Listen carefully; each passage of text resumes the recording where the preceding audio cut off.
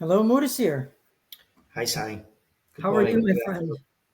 I'm good. How are you? I'm doing well. It's so good to be with you. We have a tremendous guest with us today, which we'll introduce in a minute, if you will. But Modis, would you like to quickly tell us about yourself as we get going? Sure. Hi there. I'm Mudassir Ahmad. I'm working as a coach, transformation leader, and closely working with the organization's leaders and teams so that helping everyone to operate at their optimal capacities. Beautiful, beautiful. And as I mentioned, I'm Cy, and we welcome everyone with us live, as well as those who might be listening to the recording. I focus on transformation and change. Partner with organizations at every level, thinking about their business model, their operating model, the key to have an impact in the world. And especially as you'll hear John King today, he's all about impact in the world on multiple scales, if you will. So tremendous soul with us today. Additionally, if you will, I really help organizations and people embrace what I like to call the sacred triad: their identity, who they are, the reality in which we operate, and human nature, which is very, very key. Ensure their aliveness to achieve that impact. Modis, if you're good, I'm going to say a few words before we invite John in ever so quickly. Yeah, please definitely let's introduce John to the audience. Thank you. Excellent, excellent. So John has a. It's very, very difficult for me to describe him. He has had an impact, to be very open, on so many people in the world. It's absolutely tremendous. I can tell you very openly, there isn't a single client that I've worked with that doesn't know John's name and doesn't know his wisdom and where it's going. So a lot of gravity to this fine gentleman. His focus on strategy, leadership, culture, which we'll get into. He is truly a master, if you will, as I like to say, as a culture architect, and truly as a rogue scholar, as he'll share with us who he is and the journey. There's only one word that comes to mind when I think of John, and that word is truly the embodiment of a renaissance in his own soul. So, with all of that, the tremendous, the humane, the impactful, John King, welcome, my friend. Well, Sai, thank you. I'm very touched. That's very, very gracious of you. I really do appreciate that kind of a lead in and that introduction to people. Thank you so much. The pleasure is ours, John. The pleasure is ours. Please tell us who John King is in your own words, my good man. Well, I'm kind of an old guy that's been around a while, and I've had a number of careers. I started out when I was young. I was a championship ballroom dancer. And then out of that, I taught and trained world champions. And I became interested in I guess, the whole experience, the whole phenomenon of extraordinary productivity, just extraordinary performance.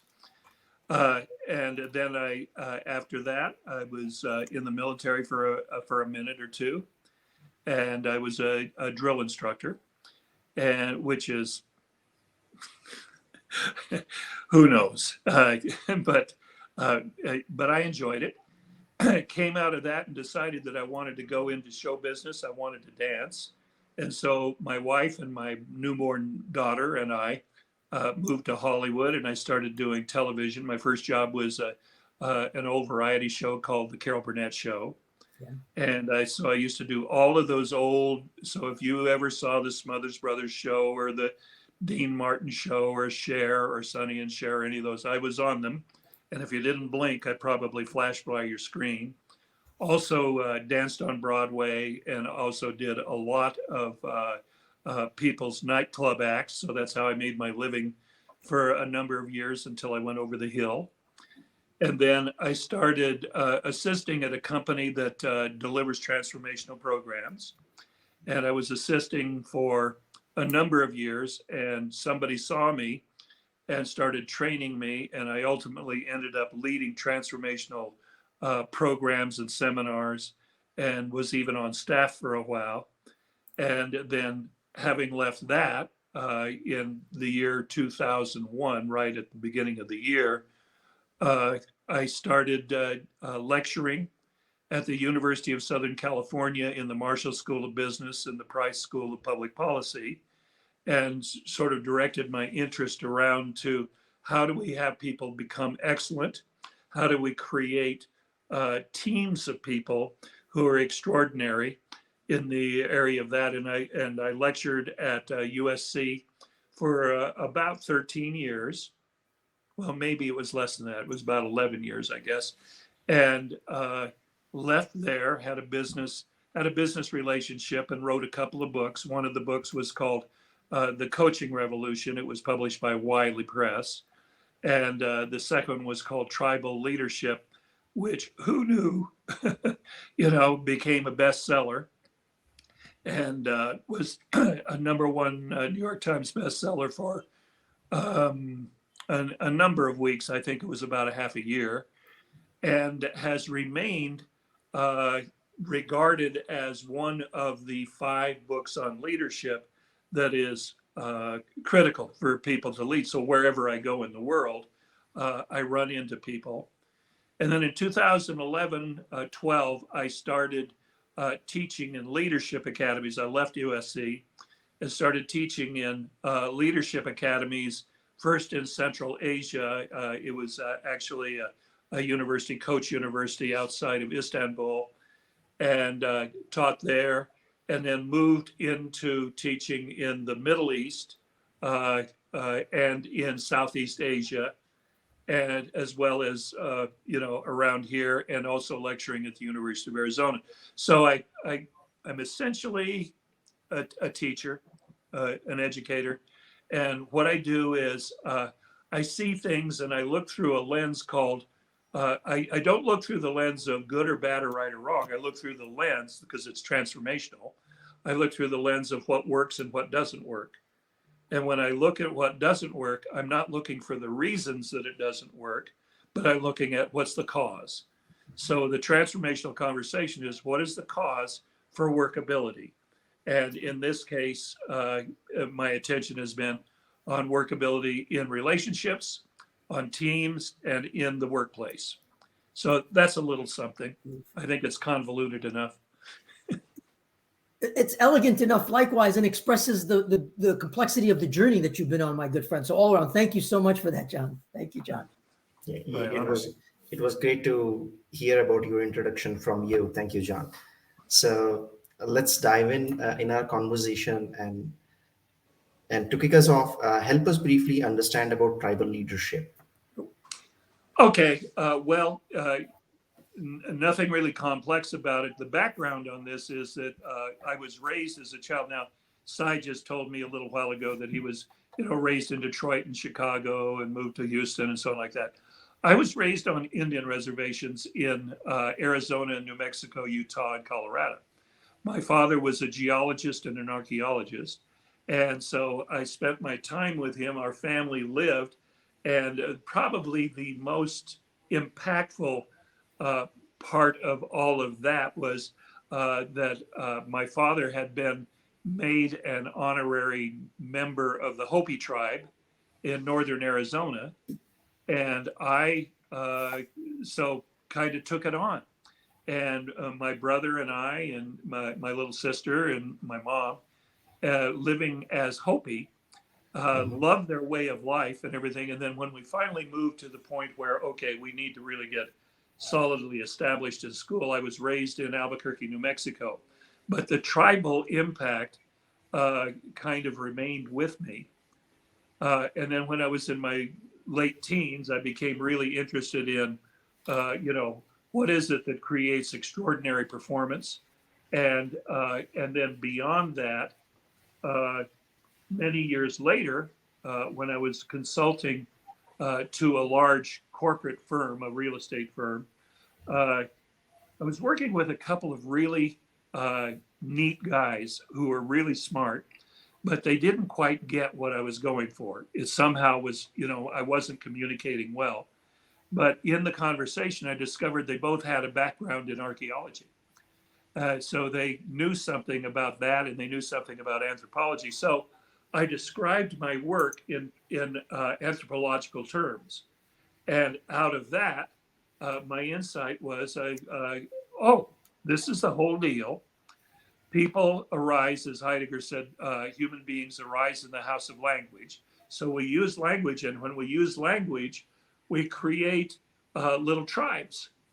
that we work with. So I saw that, and I saw that there were various layers. I saw 5 layers of tribes where we talk, and I saw that if you netted out the conversation of each one of the tribes, at the lowest tribe where they're the least effective, actually criminal, about 3% of the population, they have an ongoing conversation that if you netted it out, it is life sucks.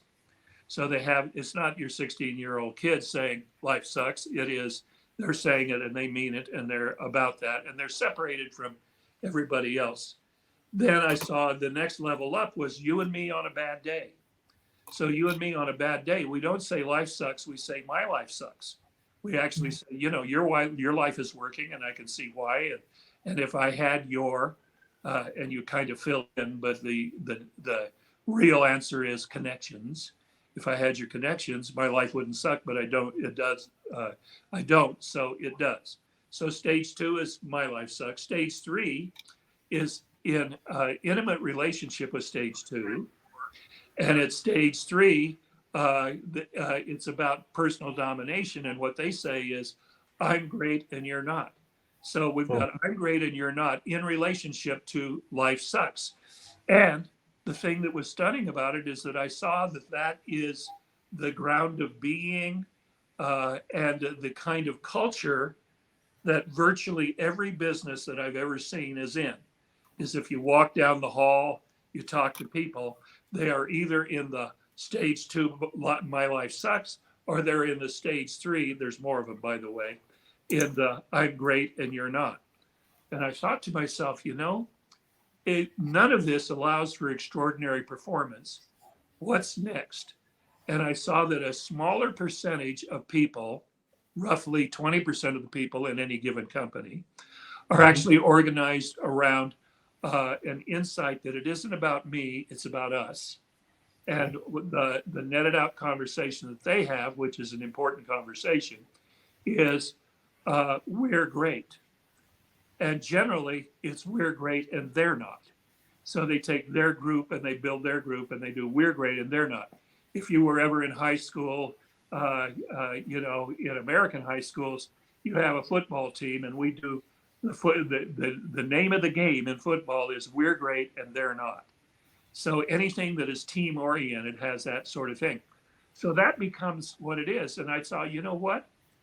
If in the tribes that naturally occur in organizations, if we can move from my life sucks and I'm great, you're not, and drop the conversation around that and take on, literally transform the conversation to we're great, then we are great together, then we're on track to do something. So my life is about training people to go from stage 2 and 3 to stage 4, and then build the strength of their relationships at stage 4. We're great, because if you do that, you will get noticed by the world. And when you get noticed, you will be invited to participate in a team kind of process called Life is Great, because you're making history. So tribal leadership is based on that. And one of the first things we do is mapping. Where are we really? You know, and then where do we want to go? And then having gotten there and built our group or our team around us, now what can we take on that would be extraordinary and have us operating in an extraordinary way? So that's a little bit about tribal leadership. Thank you. Thank you for sharing. So, Sai, do you have anything to add, or should I go ahead and discuss further? No, please go on. Yeah, nothing to add by all means. Please go on. Thank you. Thank you, Sai. So, John, based on the introduction or understanding that you have shared, majority of the people is in stage 3. So, why do people think I am great usually, and what are the ways or techniques that you help them to go to stage 4? Okay, very, very good. Part of it is that the why doesn't really matter, because what happens is the why actually pulls up a because, and every word that people say after because is a lie, because it's a reason. And it's not the reason. We're actually interested in transformation. We're actually interested in what's the cause. Okay, And got it. so there's something causal that's going on that is in the relationship between stage 3, stage 2, and stage 3. It's a winners versus losers kind of relationship, and what it creates is that it creates a master-slave relationship. So every partnership that you've ever seen or experienced has an aspect of master and slave. Those are not partnerships in my book. What I want to do is get people to a point where they actually drop the necessity, even though they've got the goodies at stage 3, of being superior to, better to, superior to, on top of the people at stage 2. People at stage 2 generally are, they're victims of the circumstance. They feel like they're betrayed or they're about to be betrayed at all times. And the people at stage 3 are interested in domination. I give the example of the athlete, the golfer, Tiger Woods. You don't want to play golf with Tiger Woods. Why? Is because Tiger Woods is stage 3 and he will beat your brains in because he's better than you. Mm-hmm. And by the way, you just went and played golf and you got your brains beat in. And Tiger invites you over to the house and he says, want to play ping pong? Don't do it. He's going to beat your brains in.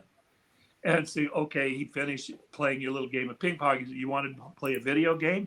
Don't do it. He will do it. You want to cook an enchilada? Don't do it. Because you're in a relationship where you're never going to win with somebody who has the point of view of I'm great and you're not. Now, I'm not saying Tiger has that point of view now. I think he's really matured out of that. But in his early career, in his 20s and even in his into his middle 30s, that was it. And that is what we're taught to do. When you go to school, you were taught that you need to actually be better than other people. And it comes into our language and it impacts us because it creates a ceiling on our possibility. The truth is that if humans came to a realization many thousands of years ago that if I'm going to do something that is beyond my capability, I'm going to actually have to partner with people.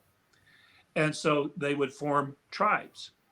And in forming their tribes, they were able to survive and they were able to actually gather food.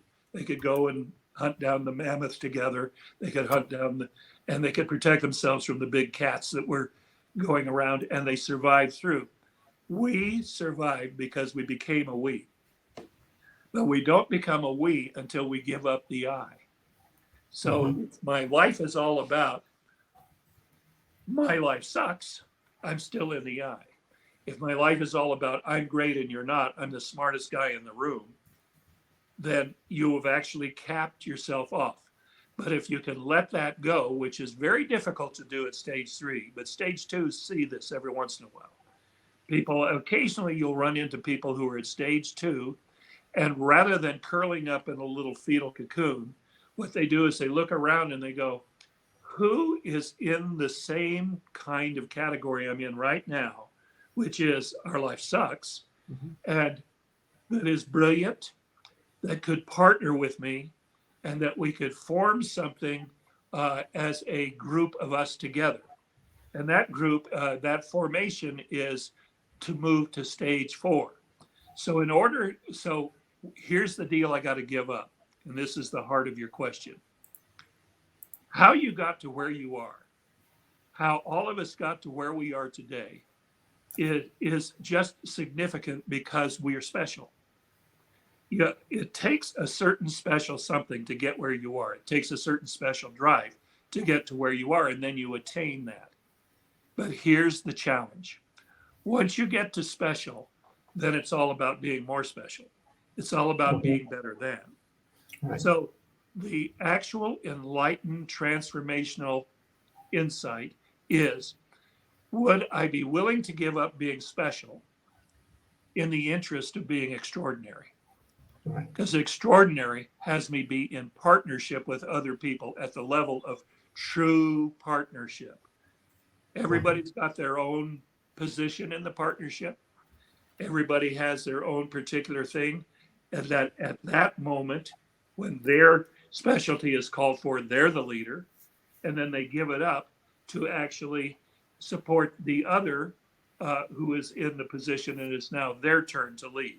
So we rotate the leadership at stage 4, and we form ourselves. And the first partnership that I put people into is something called triads. Mhm. Here's what we think is partnership.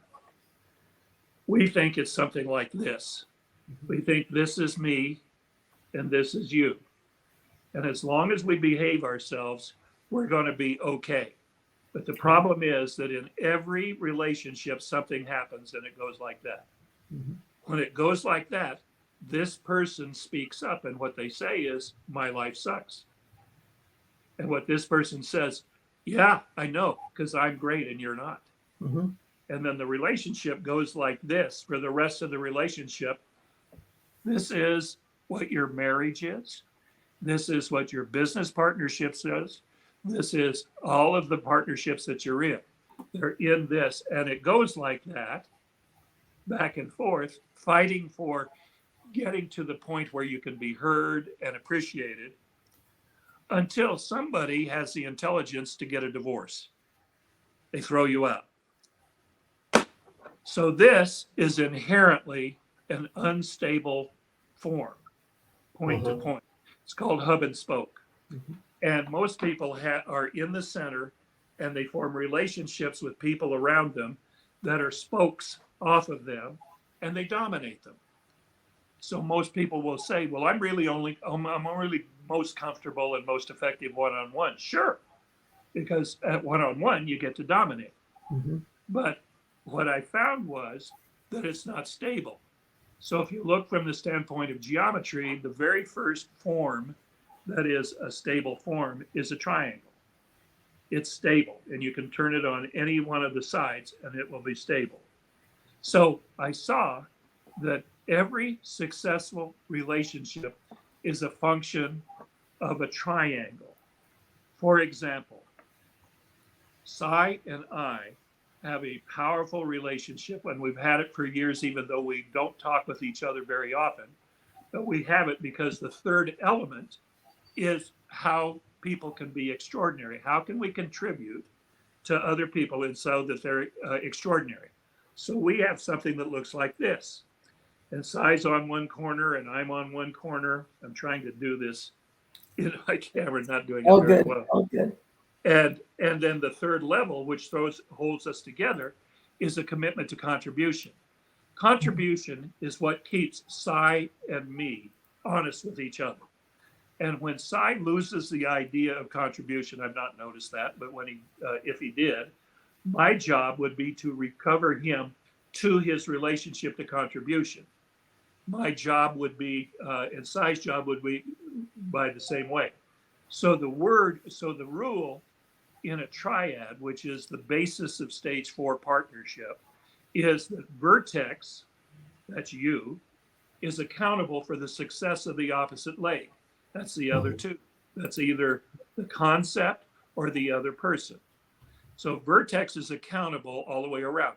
In this conversation, Cy is accountable for you and for John, and John is accountable for you and Cy in terms of your participation and your success in this conversation and in this relationship. And in so doing that, what we've done is we have formed a triadic relationship where the basic thing is all for one, one for all, and we're all about something that's bigger than all three of us.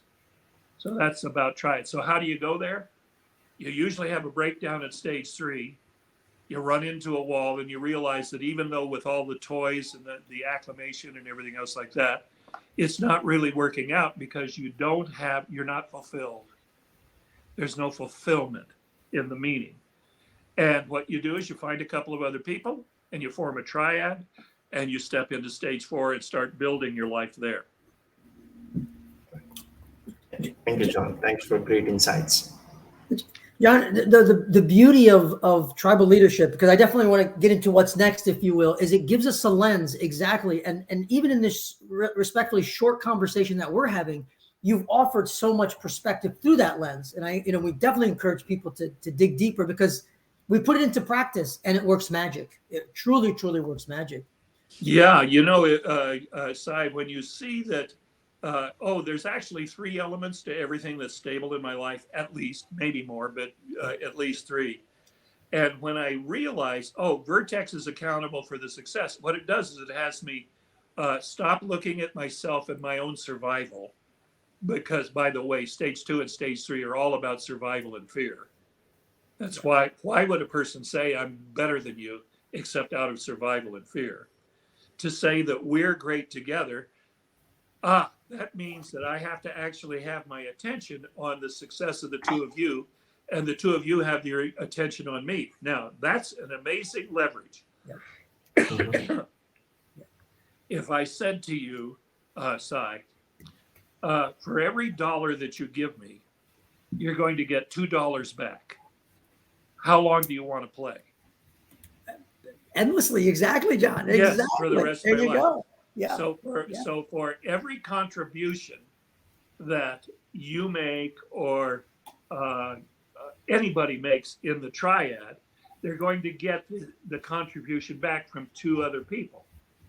So you're actually beginning to leverage yourself, and instead of improving yourself arithmetically, which is what stage 2 and stage 3 are, it's an arithmetic kind of ecology. You're actually leveraging yourself logarithmically. And so you find, wow. So if I have this little triad, the rule is Vertex accountable for the success of the opposite leg. That's one rule. The second rule is no free riders. Yep. No free riders. That's a big one. That's a big one, right, John? That's huge. That's huge. Yeah. And you have to have that. You have to have that agreement going in. Okay. The 3 of us, or whatever it is, the accountability is I'm accountable for your success. I'm going to do that. I'm going to coach you. I'm going to pull for you. I'm going to be committed to what it is you say you're committed to, but no free riders. And if you're a free rider, you're going to be taken out of this, and we're going to replace you with someone who wants to play. Yes. This is an active kind of form. And this is where leadership begins. Yeah. Leadership begins in learning to operate out of the we and to cease operating in, for example, if you take a look at management. Management is what is occurring at stage 2 and stage 3. And management is given by authority. Mhm. You know, if somebody had the authority and they said, John, you're going to be the new manager. I walk in and I say, hi, you guys, I'm your new manager. You would not think it's weird. But if I walk in and I said, hi, you guys, I'm your new leader, you would say, no. Because leadership, so management's granted by authority, but leadership's granted by permission of those being led. And the real trick of a leader is figuring out how to be in communication and partnership and relationship with the people that you're leading, such that they continue to grant you permission to lead, because they will pull it in a heartbeat if you do something that they don't want. So leadership is all about relationship, and it's about the quality of relationship. So there's a hierarchy. The first part of the hierarchy is being, the being of human being. The next thing is relationship and the quality of that relationship. Are we going to do something that's stage 2 or stage 3? Or are we going to choose stage 4? And then out of that, we start to build tribes, and we start to build community. Beautiful. Beautiful. John, I know there's a rich body of experience relative to tribal leadership, but one of the key questions, exactly as we've talked about, and really the world needs your wisdom, if you will, very openly, beyond tribal leadership, the mastery and leadership concepts of, what's on the horizon, my good friend, and unfolding? Well, I love that. Once tribal leadership came out and it was accepted and everything, and we kind of got through the the initial glow, Yeah. you know, the actual stage 3-ness of our sort of thing, and we're able to start to constitute ourselves. The question, what's next, became because there's always a next. Yeah. And what I saw was that what's next is the possibility, the possibility, not the probability, but the possibility of every single human being fulfilling on their right to be operating in mastery. Mhm. So mastery is an interesting thing. If you drew a Venn diagram, 3 circles, and you interlock the 3 circles, at the bottom is something called apprenticeship. Apprentice is something where a person they know that they don't know. So there's a certain humility to being an apprentice. However, apprentices, they know that they don't know, but they live in a fantasy about what it actually is. So after you learn a few things, you actually learn enough that you move out of that apprentice kind of space and you move into the next space, which the people who are in it call reality. And it's a reality based on a widely held conversation, which is actually flawed, but a widely held conversation called knowledge is power. So if I become committed to the idea that knowledge is power, I'm now in a journeyman phase. Mm-hmm. And I'm in the lower journeyman phase, which is where I'm in it with you and you know more than I do. And now we're in stage 2 and stage 3 because my life sucks because you know more than I do. And of course, you're great and I'm not because you know more than I do. And my job is to move through this, which is fear-based, by the way, move through the hierarchy of journeyman from lower journeyman to higher journeyman or upper journeyman, where you know more than the others do. Most people do that and stop there. What they do is they develop their skills and their abilities and so on and become acknowledged and known. And by the time they retire, they're retiring at some sort of upper level, high journeyman sort of level. But more is available. And what more is available is the realm of mastery. Very few people actually step into it, although it is the birthright of every human being. So I want to say that again. Very few people step into the realm of mastery, although it is the birthright of every human being. But in order to do it, we don't do it by adding. Mm-hmm. How you move through the journeyman phase is you add. You add to your knowledge because knowledge is power. But if I begin to realize at the end that there's a finite kind of conversation in knowledge is power that is capping me off and capping the others off and holding me in a master-slave kind of relationship, upper and lower journeyman kind of relationship, if I'm willing to give something up, if I'm willing to give it up, then maybe I can access this area called mastery, where the governing principle is wisdom grants freedom. Mm-hmm. So I'm moving from knowledge is power to wisdom grants freedom. Now, Right. you may actually have more ability than I do in a particular area, but you may still be a journeyman and I actually may be a master because I understand that it's wisdom that grants freedom. And the point for a human being is to access freedom and fulfillment in their life. You cannot find freedom and fulfillment as an apprentice, but you're on a pathway. You cannot find freedom and fulfillment in a knowledge is power and I know more than you do, or I'm better than you, or I don't know as much as you, because you're always going to find somebody who's bigger, stronger, smarter, tougher than you are. But if I'm willing to give up being special, because that's special, and actually take the extraordinary point of view that wisdom gives access to freedom and to fulfillment, then you're actually sitting and operating in a different space altogether. So it's a different conversation. Yeah. So I talk to people at stage 2 and 3. Yeah. I talk to people who are in the journeyman level at wherever they are. And I talk to them about how would you best shape your life in such a way, simplify it actually, so that you can step into the realm of mastery that is your birthright. There is a what, how, and why about this. And I'm going to use the example of the Super Bowl. Okay. People come together and they play football. And they play football at a very high level, American football, at a very, very high level. And they come, and before the season starts, they decide, we want to win the world championship. Okay. We want to be the world champions. Okay. That's the what. So the team comes together around a what. What is the highest what for us? World champion.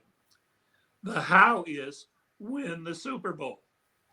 Now, when I say win the Super Bowl, that means all of the hard work that it takes so that as a team, we win the Super Bowl. Because I can be the greatest football player on the planet, but never win the Super Bowl because I didn't have a team that actually sacrificed and brought themselves together to do the how, win the Super Bowl. We failed to win the Super Bowl. And the why is something that is ephemeral. So the what is world champion. The how is win the Super Bowl. The why is to wear the ring. To wear the ring. And so when people are pulled by the what, how, and why, they're pulled to mastery. Because they've got to give up their way of being. They've got to give up being comfortable, and they've got to give up that they know something or know everything. And they have to take on that maybe there's another space that I would be in. See, we've only got two functions. There's time and there's space. In the realm of time is mastery, is management. That is authority. That is fear. That is, I have to efficiently produce against the clock. And if I don't, I'm going to die. And that's how most people are managed. We're going to die. There's going to be something bad that's going to happen if we don't get X done by Friday at noon. Something like that. So that's the time deal. And for the most part, people are organized around time. That's what our educational system and our educational process does. But you know what? There's something way bigger than time, because time we made up. Human beings made up time. Dogs don't have time. We made that up, and it's called space. And space is something that is not organized around efficiency. It's organized around effectiveness. How effective can you be in this space? That's a leadership conversation. And what leaders do is they create the space for people to be extraordinary.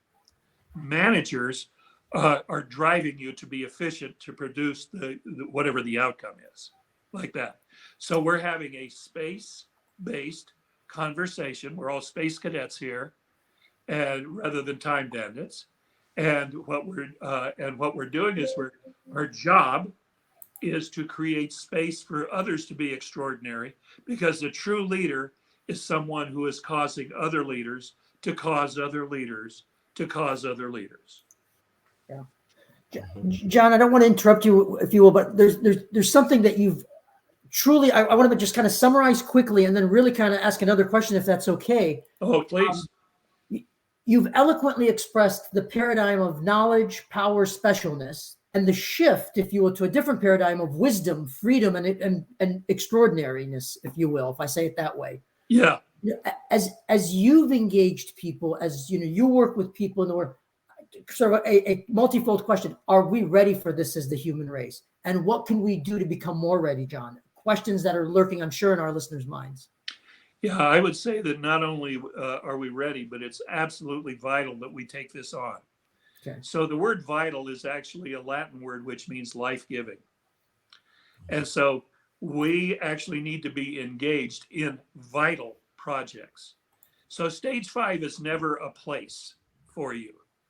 So this is me at stage 1. At stage 1, I'm life sucks. At stage 2, it's you and me on a bad day. My life sucks. On stage 3, it's you and me on a good day. I'm great, you're not. At stage 4, it's a we conversation. We are great together. And why would we be doing something that is building partnerships of we are great together, if not to actually engage in projects that are going to change life, that are going to transform things? So stage 5 is a transformative space, and we get to visit that. We get to go do the stage 5 projects together. And then when we're finished with that, we go back and we kind of go back to stage 4, which is our normal, natural resting place. And we talk about it, and we talk about what we learn, and we debrief, and we look around for the next, what's next project that is actually going to benefit or contribute to humanity. This is kind of the stepping stones of it. I think it's vital. I think it's vital that we take it on. I have a book I'd like to recommend that actually will help. When I say mastery gives access to freedom and fulfillment, the reason I'm saying fulfillment is I'm actually influenced by Viktor Frankl. Now, many people have read Viktor Frankl's most famous book called Man's Search for Meaning. And by all means, you should read that. But Viktor Frankl wrote another book that is called The Will to Meaning. Yep. And he talks about the way that we will into things. He said, you know, in the Freudian world, in the adolescent world, it's a will to happiness. He said, that's good, but it's a youthful, it's a childish kind of thing, willing to be, I need to be happy. And it won't get the job done. At a later game, when we began contesting with one another and competing with one another, this is more the Jungian sort of thing. It's the will to power. So there's will to happiness, then there's will to power. And he said, no. He said there's something far more important for the mature person. And what's far more important is the will to fulfillment. That is the fulfillment of meaning. That human beings are meaning-making machines. And what they do is, what there is to do is to design and then get into partnership with other people such that you can actually begin to fulfill on the meaning of your life, which, by the way, is contribution and service. Now, there's so much there, my good friend. Mauricio, did you have a question, or can I ask another one? I don't want to overly capitalize the conversation. Forgive me, but Mauricio, did you have a question? Yeah, it was a great conversation, and we lost the time. So I don't have any questions. So my understanding, based on your insights, my takeaway is stage 4 and stage 5 is a continuous cycle where a person or a leader needs to operate it, right? Yeah, that's very insightful, Mudasir. I really appreciate your actually pulling it together that way. Where you want to play is you want to play at the level of working with other people in partnership that is an honest, true partnership, where the people are organized around the success of the others. And then you want to take that group and you want to engage with them and other like-minded people in projects that are going to change life. Yeah, thank you. Excellent. John, if I can ask a question, if you will, and this is reference to Robert Greene's work, if you will. Oh, yeah. And and his book, Great Mastery guy. in particular. Yeah. And his book, Mastery, and which likewise we leverage. But any thoughts there, John? Any sort of connections and things that I could already hear respectfully? Well, I think that he's right on. I actually have his book in my phone. Yeah, and very nice. I go back and I reference it on a fairly regular basis. Robert Greene has figured it out. And what he has figured out is something that it really has to do with the relationships. And if we can pull, for example, the big conversation that's going on is, why are my teams failing? And I want you to do team development. And there's been a number of studies that have been done that have been said, you know, that more money is wasted on team development than on any other thing except the idea of diversity, for example. But this is what I think, and this is what I think that Green thinks also, is that at the level of mastery, it's not what gets you there is team. That what gets you there is partnership, and then partnership actually grants an access to being successful at the level of team. Why teams fail is because people are not partners. I just said you were a team, and ipso facto, you're a team. But no, that's not true. It's about the quality and fulfilling on the quality of our relationships with one another. Beautiful. And John, and respectfully, I don't know if you've gotten into his most recent work, and I know he's working on the next one, The Laws of Human Nature, which has been very, very interesting as a summary across his contribution. And he's working on his next book, I know. So yeah, well, we need guys like him, and we need guys like him to keep on working. I have seen the summary of human nature, his conversation on human nature, and I like that. Haven't really read it in depth, so I can't really comment on it. But I definitely can leave a reading list of things that I think are extraordinary books in the area. But ultimately, it all gets down to through the lens I'm talking about, is operating ethically, authentically, with integrity at the level of stage 4, and that your life really is about doing nothing other than creating triads that create space for others to be effective. And if you do nothing other than that, the world will reward you, because it'll bring projects to you. So I try and get people to the point of, you don't need to create world peace. What you need to do is create a peaceful, dignified, respectful relationship between you and the people that you work with. You might want to start with your mother and father. Well said. Very well said. Well said. Thank you. I know we're coming up on time. Muddassir, if you're good, we'll move toward closing. John, sort of final words, my good friend, and I'm hopeful you'll come back and join us, if you will, downstream. But sort of final words for today, my good man. Well, first of all, I'm honored, and I'm really, on a kind of personal ego sort of level, I'm very flattered that you remembered me, Sai, and you came back to me and you spoke with me. I have as you know, I have a very high regard for you. I think that we live in a world where, I can say there's two kind of people. One of them is, they're the kind of people who put things down, and they're the kind of people who put things away. I'm a kind of a person who puts things away. I live with my sister who puts things down. It makes me nuts.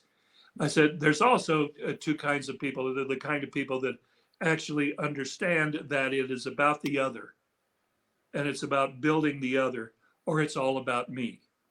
And so you might say the all about me people are special, and they are indeed, but you've got to be willing to give up being special in order to access being extraordinary.